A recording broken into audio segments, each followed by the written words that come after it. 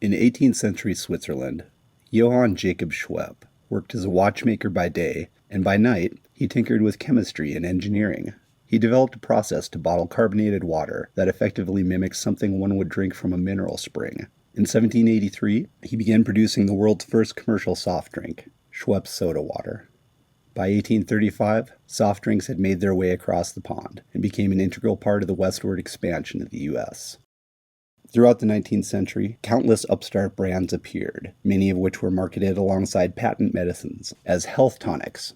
One such beverage out of Atlanta, Georgia, saw some initial success after its 1886 debut, thanks to the addition of cocaine to its recipe.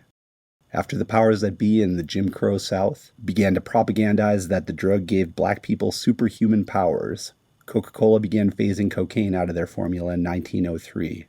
Yet despite federal criminalization in 1914, it would take Coca-Cola another 15 years before it could boast it was 100% cocaine-free.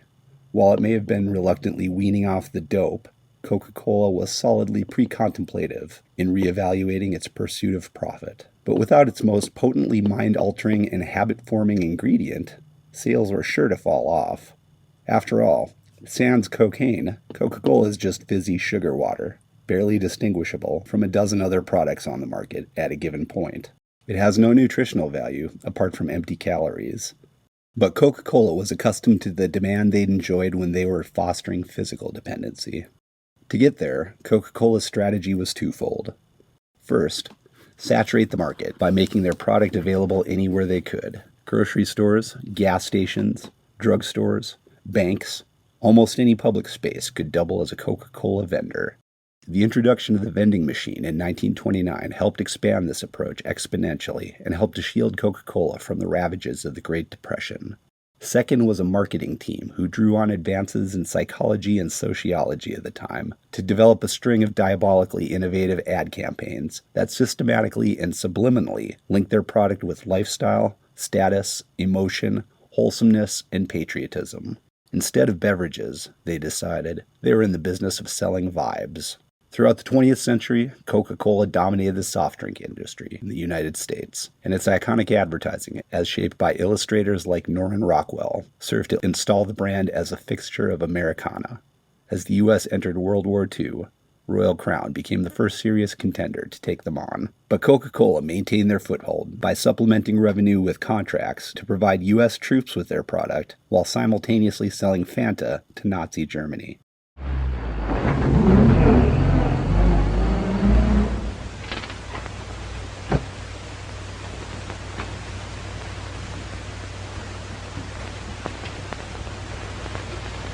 Hello, Mary. Why, what's the matter? Nothing. I'm just sitting here waiting for my mother. How about a bottle of Coca-Cola? Oh, thank you, Mr. Tompkins. Throughout the post-war prosperity of the 50s and 60s, Coca-Cola stayed true to the formula that had gotten them this far. Meanwhile, Pepsi had survived bankruptcy twice, first in 1923 and again in 1931, and made it out of the Dust Bowl largely by happenstance. To cut costs, Pepsi started using recycled beer bottles, which were double the size of the standard 6-ounce soft drink at the time. Recognizing that the bottle was a bigger part of their overhead than the syrup, Pepsi saw success with what is generally regarded as the first ad jingle. Pepsi Cola hits the spot, 12 full ounces, that's a lot. Twice as much for a nickel too. Pepsi Cola is the drink for you. In 1949, Pepsi persuaded Coca-Cola's vice president of marketing, Alfred Steele, to jump ship, where he quickly rose from vice president to chairman of the board of directors. Steele's aggressive leadership and willingness to take risks positioned Pepsi at number 2 in the soft drink industry. A distant second, perhaps, but Al Steele took things to the next level in 1955 when he married Joan Crawford. Returned to Hollywood after their surprise elopement to Las Vegas, Nevada, these newlyweds aren't a bit camera shy, which isn't surprising when you consider who the lady is. Filmland's own Joan Crawford, a screen favorite of many starring roles. And Joan has evidently broken hubby to the camera. He's Al Steele, an executive for a soft drink distributor. The marriage would be the third for Steele and the 4th for Crawford. For both, it would be their last. At 40-something, her exact year of birth has never been confirmed, Crawford was already a legend of the silver screen, with a career spanning back to the silent film era. She was also one of the first to push back against the conventional wisdom in Hollywood that an actress's shelf life is up at 30. Her Academy Award win in 1946 for Mildred Pierce was vindicating, but her struggle to redefine what an acting career could look like for a middle-aged woman was met with ceaseless opposition from entrenched studio attitudes. Winnout Steele died unexpectedly from a heart attack on April 19, 1959, shortly before his 58th birthday. Pepsi tried to buy out the shares Crawford now held, but the grieving widow would have none of it. Instead, Joan Crawford asserted herself as the first woman to serve on Pepsi's board of directors. In your capacity on the board of directors at Pepsi-Cola, do you participate in decisions, or do you contribute ideas that are accepted by the executives? Well, the president says so. You give the woman's viewpoint on marketing and merchandising? I try. She also took on the role of brand ambassador with the same scrappy underdog determination that had defined her late-stage acting career, reshaping Pepsi's image with a new slogan that reflected Crawford's own defiant spirit. Now it's Pepsi, for those who think young.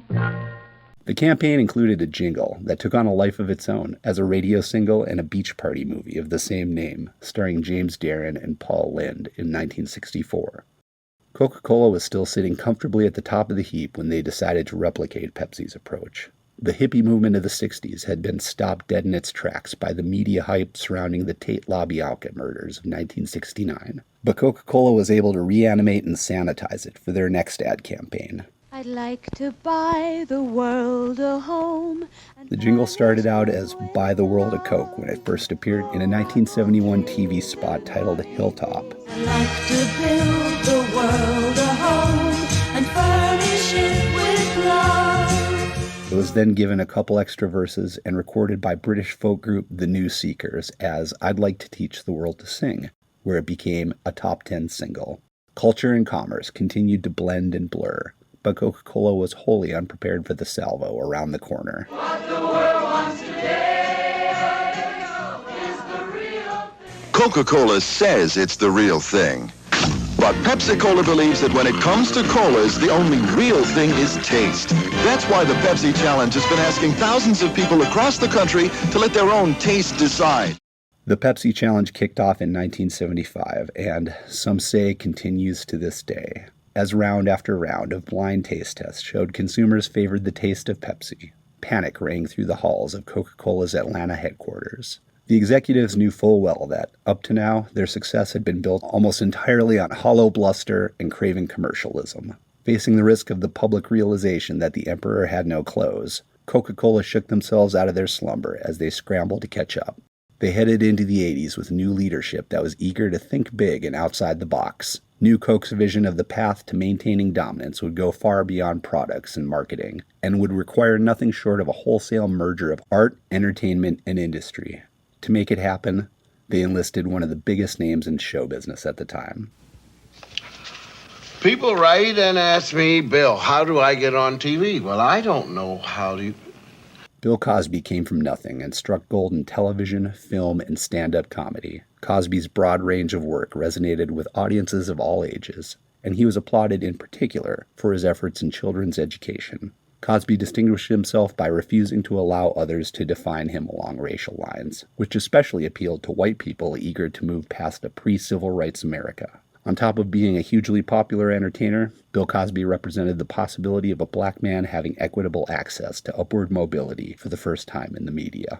Yeah, it was great living with Bill Cosby, so kind of brings it down a couple notches. Right, and that. In 2018, Cosby was convicted on 3 counts of aggravated indecent assault and sentenced to 3 to 10 years in prison. But in 2021, his sentence was overturned on, frankly, the flimsiest of technicalities, and the 84-year-old was released. The duality of Bill Cosby's multitudinous achievements for himself, as well as for the black community, alongside the voluminous allegations of deeply disturbing predatory behavior behind the scenes, may never be fully understood. But it may offer some insights into his talents at mass manipulation. In this video, we're going to look at Cosby's time as spokesperson for Coca-Cola. We'll look at how Cosby and Coca-Cola worked together to reverse their fortunes in the rapid pace of the 1980s, It's a story of espionage, deception, diversion, and distraction. It's a story of blind ambition, a story of a house of cards, built from smoke and mirrors on a foundation of sand, and the gentle breeze that nearly took it all down. Well, yeah, you're a rapist, so... Don't worry, Hannibal, we'll be getting to that too. War is hell, so they say, and this one's no exception. With propaganda, invasion, occupation, bioweapons beyond anything the military could conceive of, double agents and defectors, and real human casualties. This is Cosby's Cola War. Vertical blue sometimes. We'll try hard to reach the top. Vertical blue sometimes. We'll never know for sure.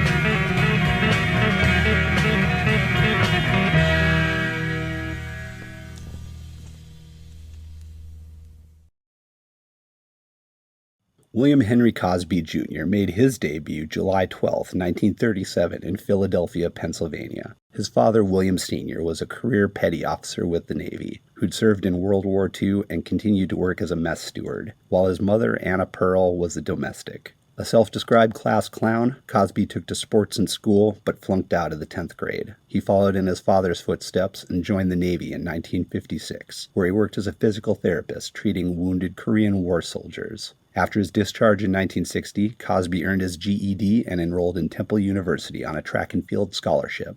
When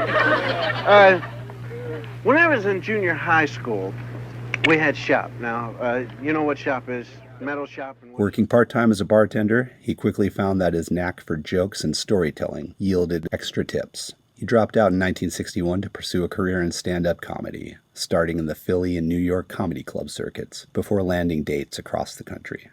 It was around this time that Cosby was set up on a blind date with a 19-year-old psychology student at the University of Maryland named Camille Hanks. From childhood, Camille had been groomed to be a debutante, with the expectation she would find and marry a suitor of means and distinction. The cool thing about all dropouts that I knew, they had cool walks, man. They really had a hip walk, and it was like, you know, side. While a black high school and college dropout and no-name nightclub comic trying to get on his feet in an era of escalating racial tensions in the U.S. hardly seemed to fit the bill when they first began dating, Camille saw something in Cosby's potential, and in herself discovered an instinct for business. During their year-long engagement, Camille began to rein in and focus her fiancé's career track, and sure enough, by the time she walked down the aisle on January 25th, 1964, the man she married was set to make something of himself. I think that Frankenstein and the Mummy are about the two slowest guys in the world. I don't understand how they could even catch people. An appearance on The Tonight Show in 1963 led to a recording contract, and in November, he released the first of 23 stand-up comedy albums. Bill Cosby is a Very Funny Fellow, Right?, produced by Alan Sherman. His next two releases, I Started Out as a Child and Why Is There Air, both won Grammy Awards for Best Comedy Album, as would the next four albums to follow. Cosby performed twice on the NBC variety series Hollywood Palace in 1965, first on March 20th and again on December 11th. It was after the taping of one of these two episodes that the earliest public allegation against Bill Cosby was said to take place. Christina Rulli was a 22-year-old working as an assistant for Artist Agency Corporation when Cosby invited her to a party at his home. You get to the party, or the beginning of what you think will be a party. Upon arrival, she found no guests, only Cosby and one of his children, according to Rulli. Oldest daughter Erica had been born April 8, 1965, suggesting this event took place after the December 11th taping of Hollywood Palace. I had 2 drinks that I'm clear about.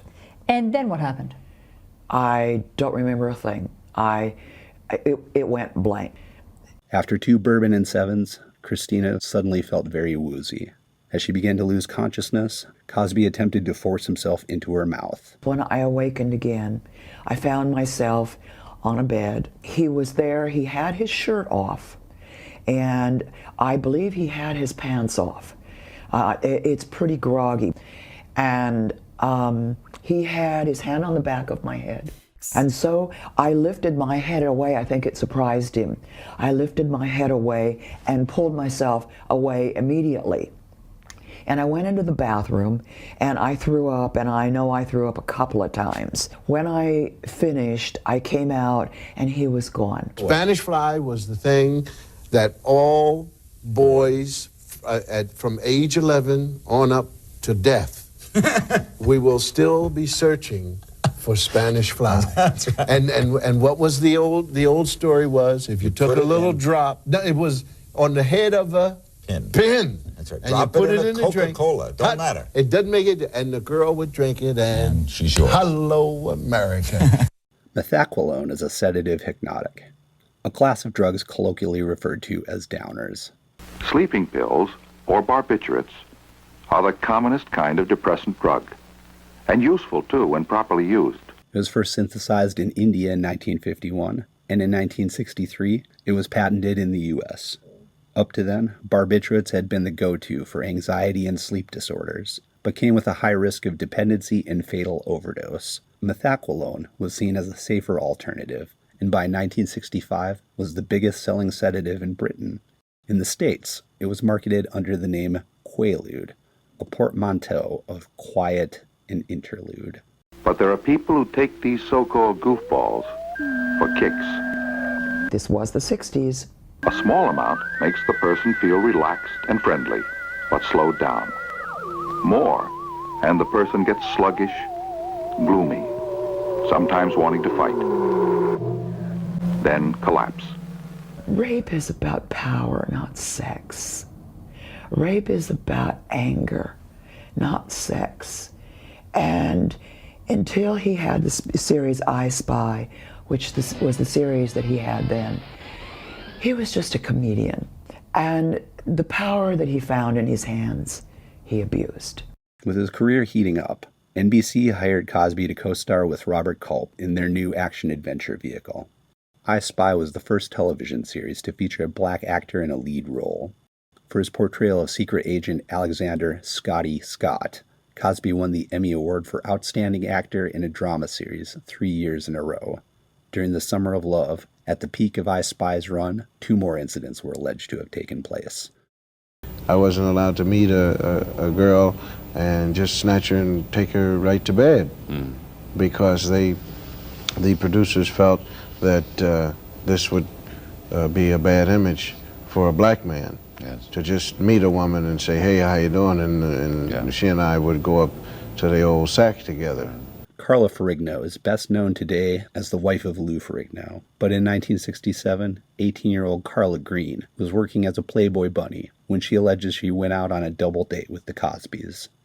After taking in a movie, the foursome hung out at the Cosby house, where Camille retired for the evening. Carla's date disappeared soon after, leaving the 2 of them alone in the pool room. I looked around and I said, where's your wife? And he said, oh, I don't know. She might have, maybe she went to bed. And then I looked around and I said, where is my date? And he goes, oh, maybe he went to the bathroom. Cosby suddenly grabbed her and began aggressively kissing her. He grabbed me like just, it was like an attack. And he kissed me right in the mouth and kept holding on. And I started pushing and I took all my strength. As she pushed him away, Carla made the comment she'd never kissed a black man before, which appeared to especially enrage Cosby as he charged at her again. His eyes, he looked like the devil.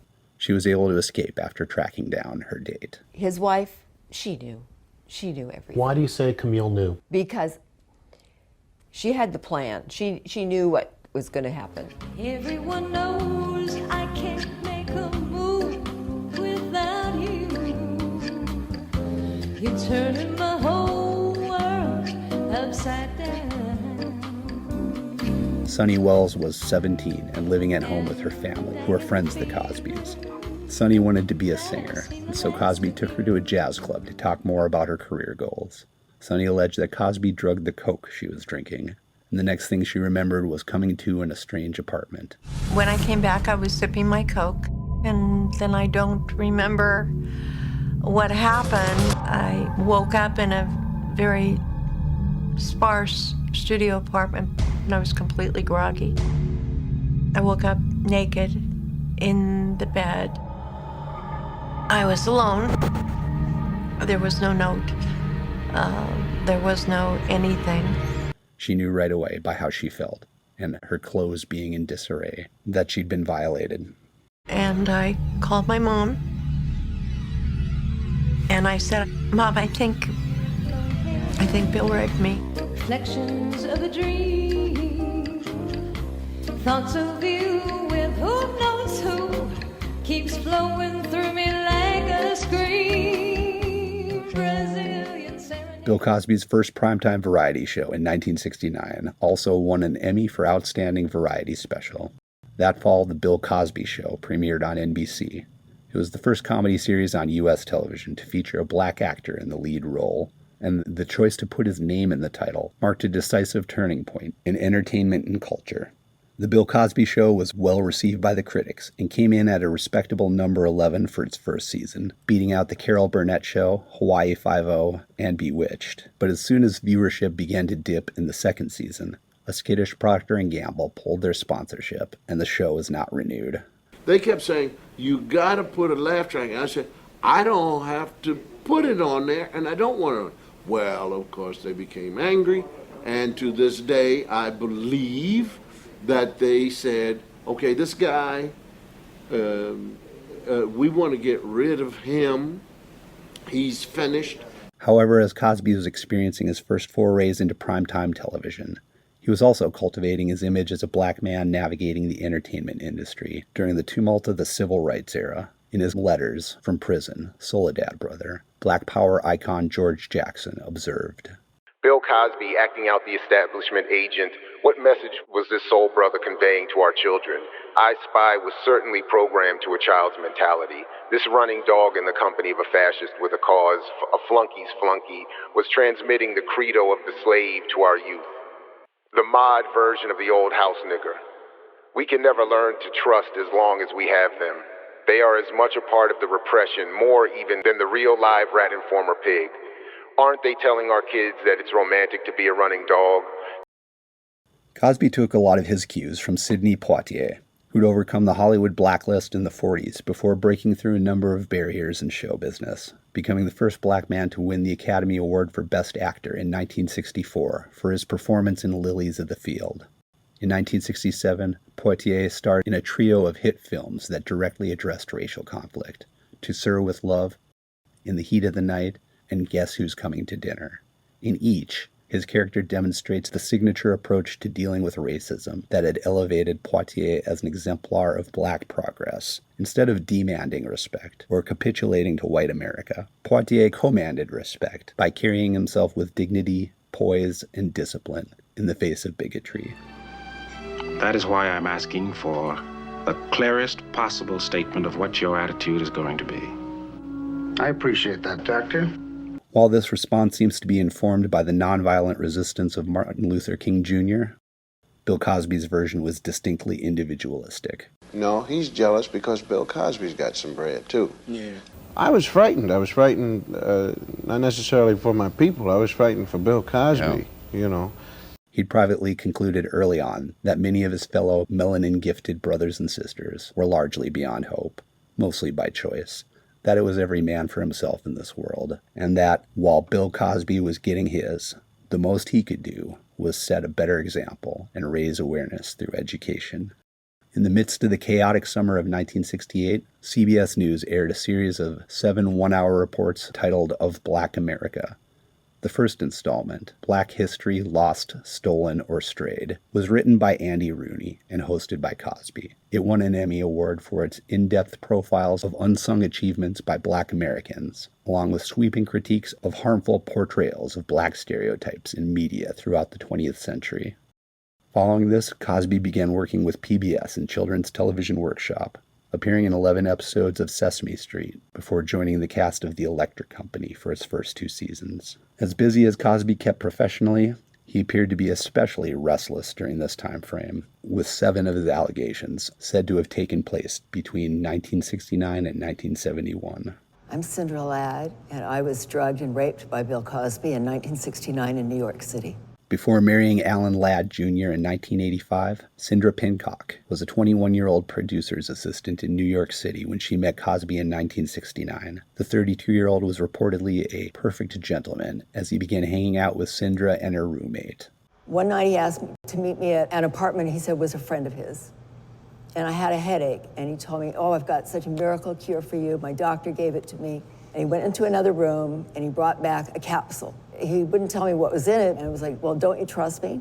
The rest of the night was a blur, and the next morning she woke up naked in bed and abundantly certain Cosby had intercourse with her.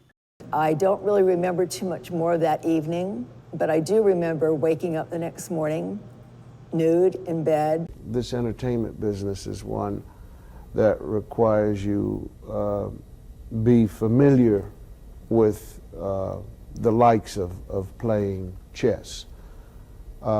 3 moves ahead. Joan Tarshish was among another group of young women Cosby liked to hang around. They knew Bill Cosby, and they took me up to his dressing room, his bungalow, and I met him there the first time and told him that I was a writer. We all were drinking except him. He asked me if I would write some material with him after he was finished shooting that night, and we went up back to the bungalow, and he made me a red eye, and we started working, and the next thing I remember was waking up on the couch with him taking my clothes off. And I told him that I had an infection, and that if he had sex with me, his wife would get it, and she would know that he had an extramarital affair, forced himself on me, and made me have oral sex with him, which to me was more horrific. About a month after that, I was back at home with my parents, and he called up. My mother picked up the phone. My mother was thrilled. "Oh, my daughter is writing comedy with Bill Cosby," and he said, "I want to invite your daughter out to the Westbury Music Fair where he was performing so she could hear the monologues, the jokes, and see me performing it in person." I figured, but I'm going to be in public. We're going to be at a theater, so I'm going to be safe. And the limousine came and got me, drove me back to his hotel. He made me a red eye. When I got to Westbury, he didn't even have a seat for me. I had to stand in the back of the audience, of the auditorium with the chauffeur.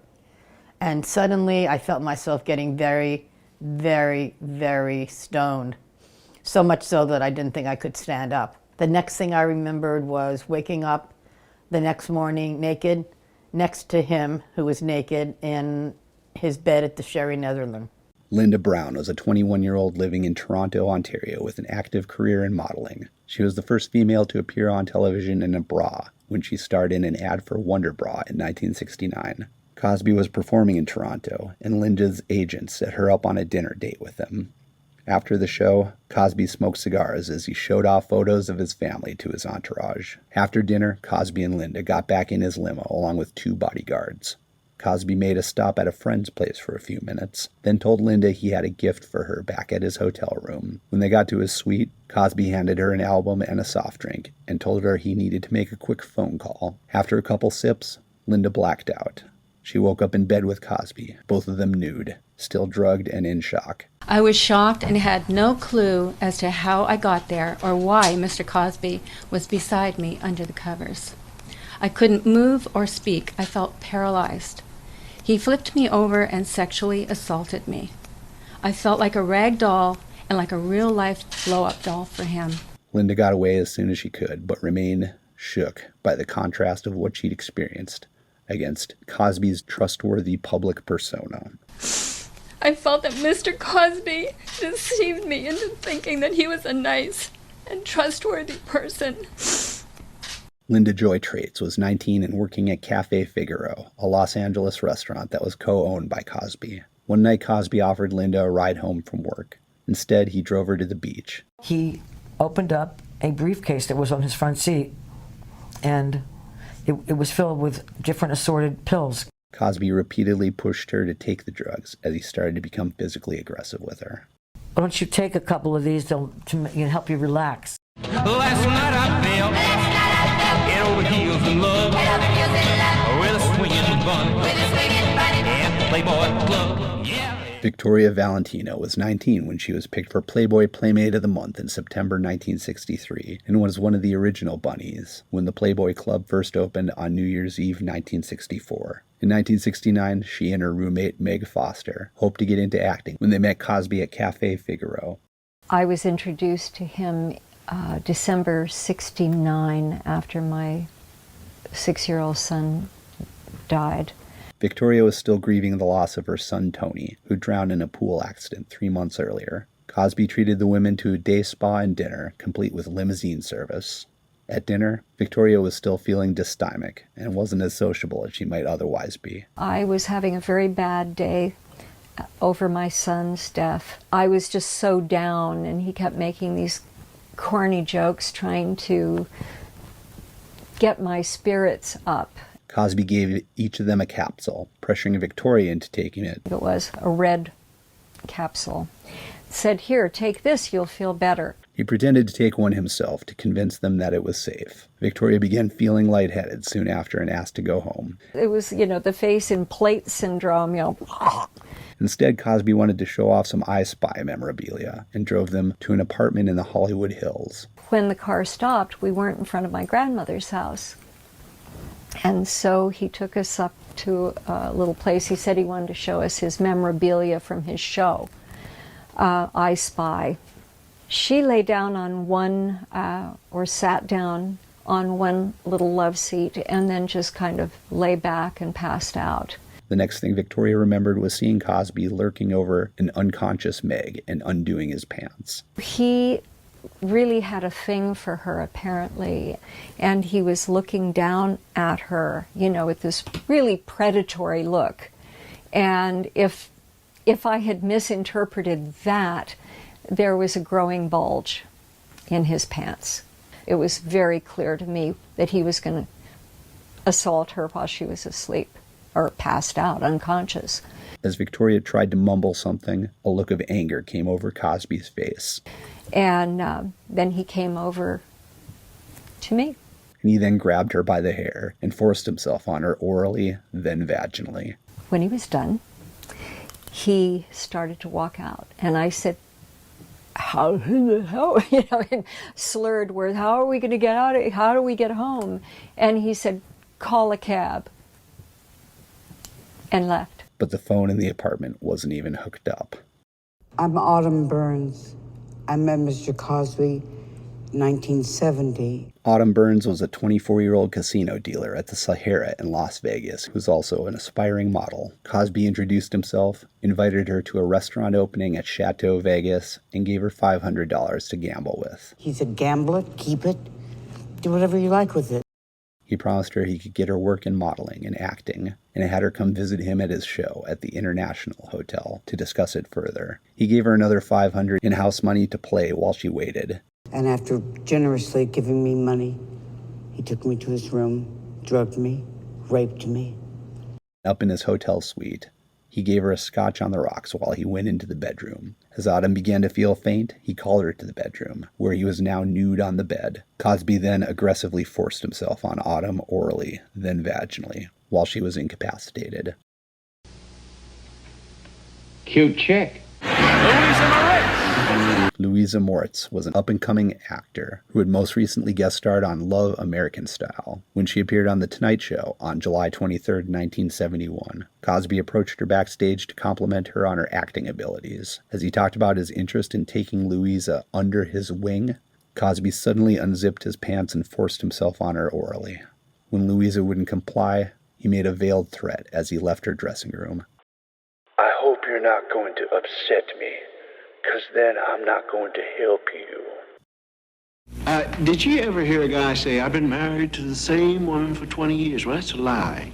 By this point, Camille had become fed up with the superficiality of Hollywood, and in particular the toxic culture that promoted Cosby's selfish behavior, according to a 2014 interview with Oprah Winfrey. Cosby's philandering ways had already become an open secret around town, and after Camille moved their 3 children to Shelburne Falls, Massachusetts in early 1971, he was left with even more latitude to indulge his penchant for womanizing. It's one of the most exciting things about being married.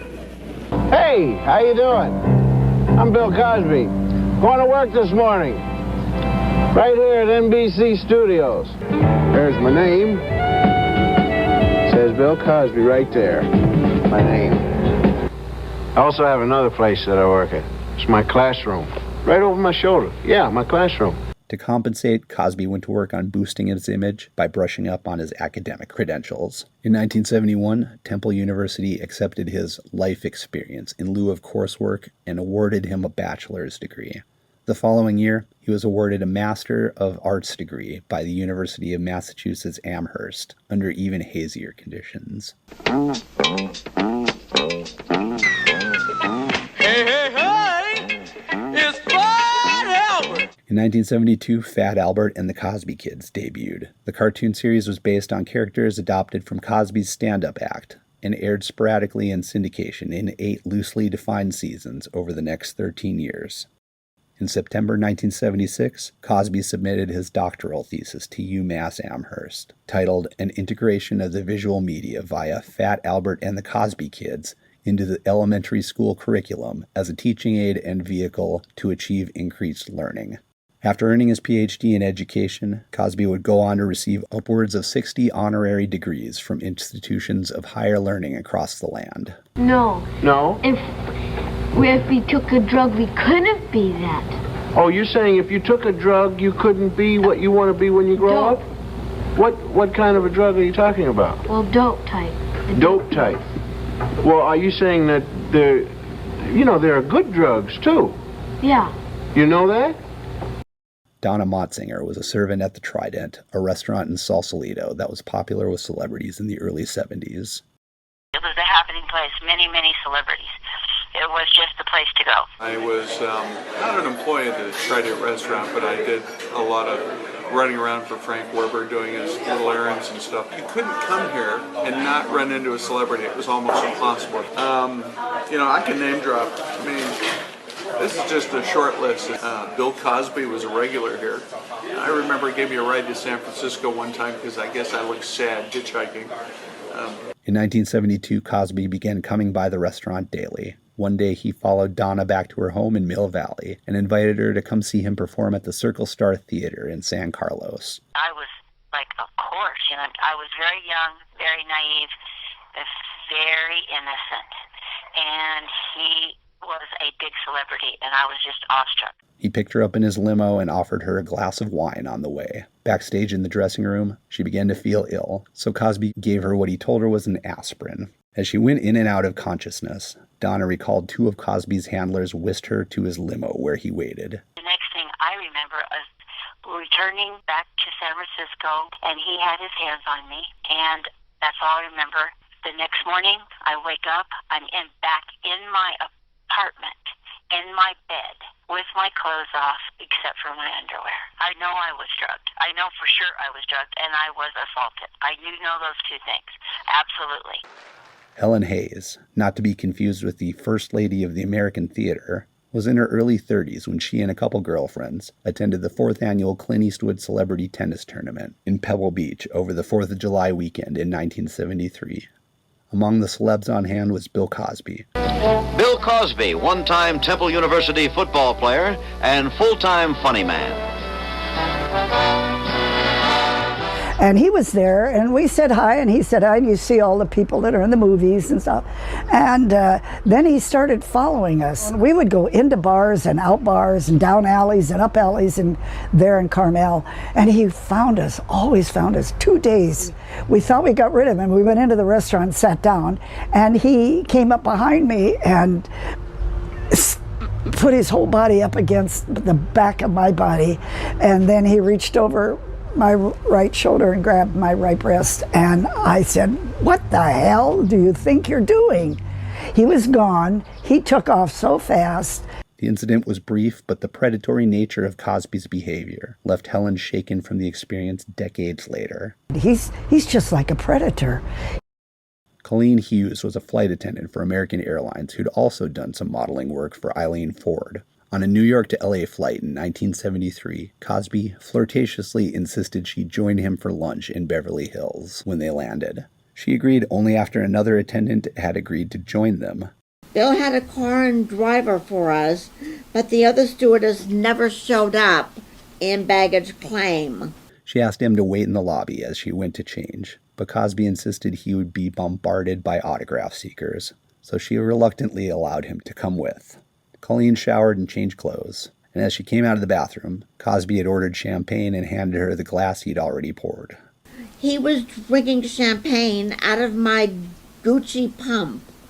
I said, "You, don't do that, that's gross. I just walked 3,000 miles in that shoe." He raised the shoe toward me, offering the drink in my shoe to me, and said a princess should always drink champagne out of a glass slipper. That is the last thing that I remember until I woke up about 5:15 in the afternoon.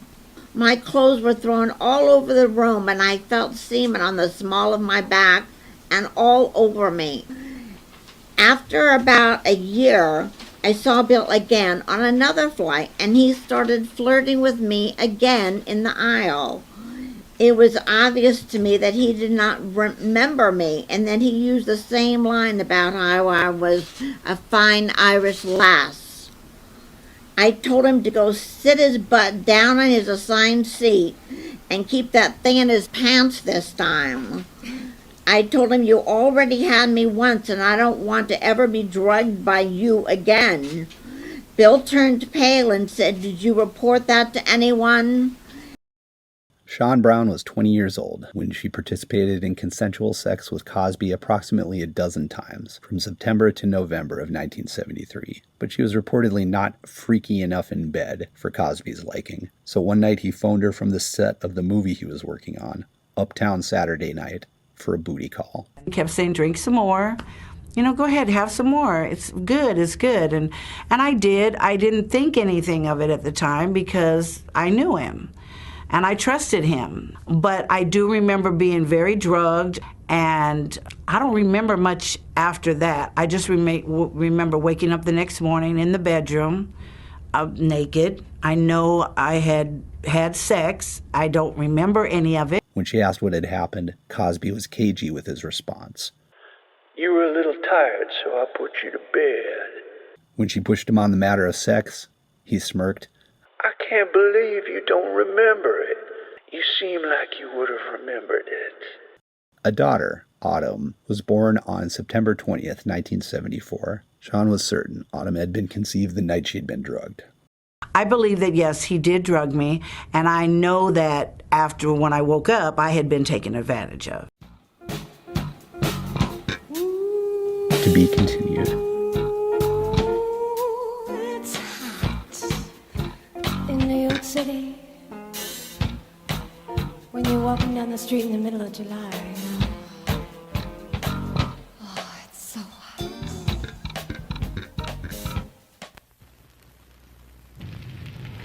This is not a good person. Cosby is the devil. You look nice.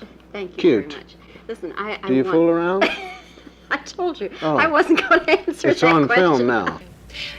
You're quite a family man. You talk about your family a great deal. Shut up!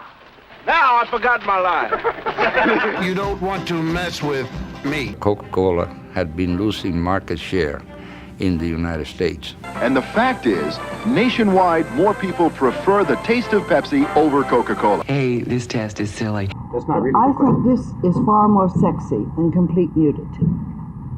I don't know about you men. She reads things. You know, you're still making a mistake. And I think what you really mean is you don't see me as a problem. By midnight, they belong to me. So have a Coke and a smile. As opposed to porno movie houses where they slap other people's legs.